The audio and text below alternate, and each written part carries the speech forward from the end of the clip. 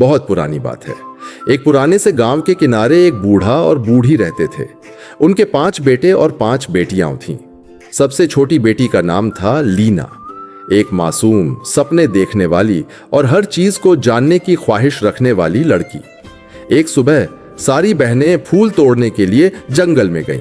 हवा में मीठी खुशबू थी, धूप हल्की थी और पेड़ों के पत्ते मानो कोई गाना गा रहे थे। शाम होने तक सबकी टोकरियां फूलों से भर गईं। मगर तभी लीना की नजर एक चमकते सफेद फूल पर पड़ी जो एक पत्थर के पास उग रहा था। वो अकेली आगे बढ़ी और फूल तोड़ने के लिए जैसे ही झुकी, हवा का एक जोरदार झोंका आया और उस फूल के पास से धुएं से बना एक आदमी निकला। उसकी आंखें आग की तरह चमक रही थीं। वो एक जिन्न था। लीना का चेहरा डर से सफेद पड़ गया। जिन्न ने अपनी गहरी आवाज में कहा, लीना, अगर तुम वादा करो कि तुम मेरी साथी बनोगी तो मैं तुम्हें कोई नुकसान नहीं पहुंचाऊंगा।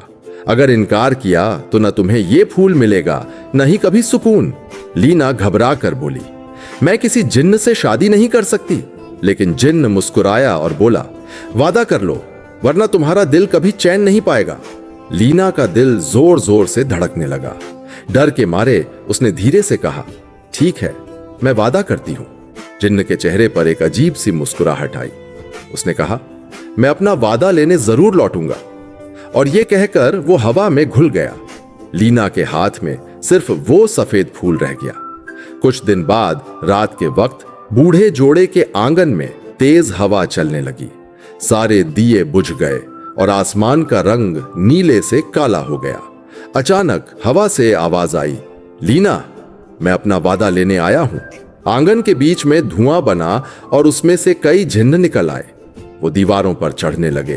पूरा घर उनके सायों से भर गया। सब लोग बुरी तरह घबरा गए। सबसे बड़ा जिन्न आगे आया और बोला, लीना ने वादा किया था, अब वादा पूरा करने का वक्त आ गया है। बूढ़ा और बूढ़ी रोने लगे। हमारी बेटी किसी जिन्न की दुल्हन नहीं बन सकती। मगर जब लीना ने आंखों में आंसू भरकर कहा कि उसने वाकई वादा किया था, तो सब चुप हो गए। जिन्न ने कहा, हम कल रात अपनी दुल्हन लेने आएंगे।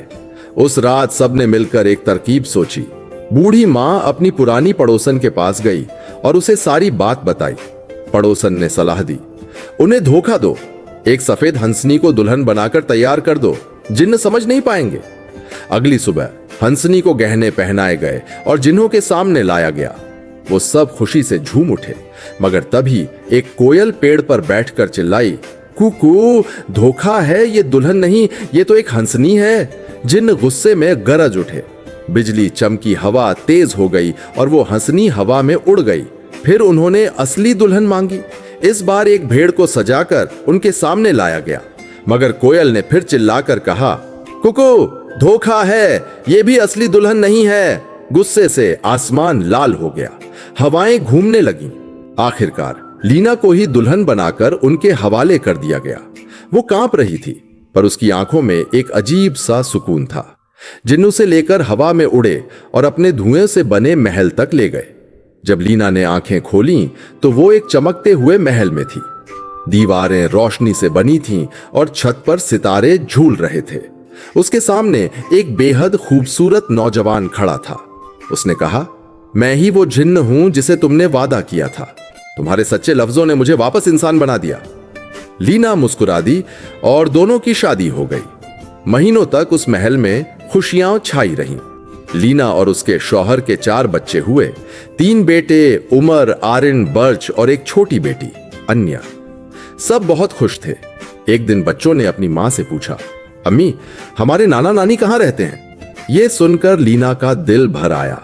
उसने अपने शौहर से कहा, मैं अपने मां बाप से मिलना चाहती हूं।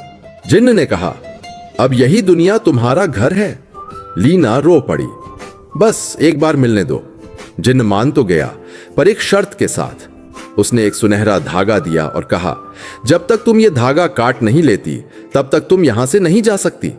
लीना ने दिन रात कोशिश की, मगर वो धागा टस से मस नहीं हुआ। थक हार कर वो एक बूढ़ी जादूगरनी के पास गई। जादूगरनी ने कहा, इस धागे को आग में डाल दो।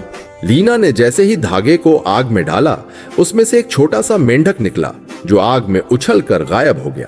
पीछे सिर्फ सुनहरी राख रह गई।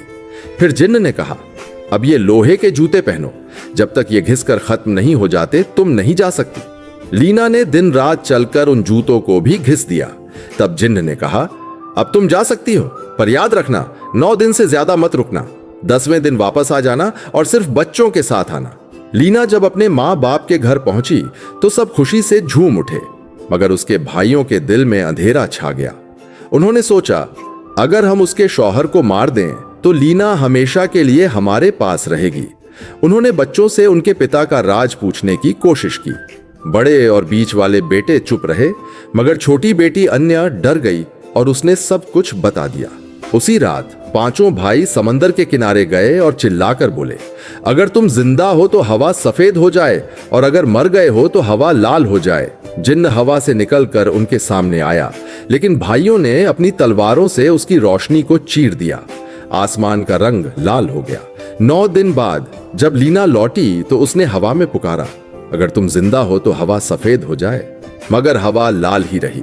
तभी एक दर्द भरी आवाज गूंजी, लीना, तुम्हारे भाइयों ने मुझे मार दिया और इसका राज तुम्हारी बेटी अन्या ने खोला।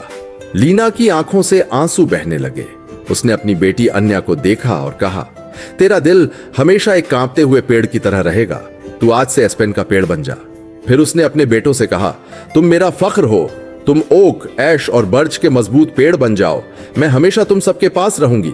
और कहते हैं तब से जंगल में ये पेड़ पाए जाते हैं, ओक, ऐश, बर्च और एस्पेन, जिनमें से एस्पेन का पेड़ हमेशा हिलता रहता है क्योंकि उसके दिल में एक पुरानी कहानी का बोझ है।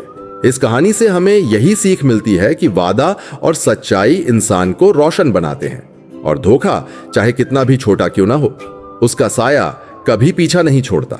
अगर आपको ये कहानी पसंद आई तो वीडियो को लाइक करें और ऐसी ही और कहानियों के लिए हमारे चैनल को सब्सक्राइब करना न भूलें।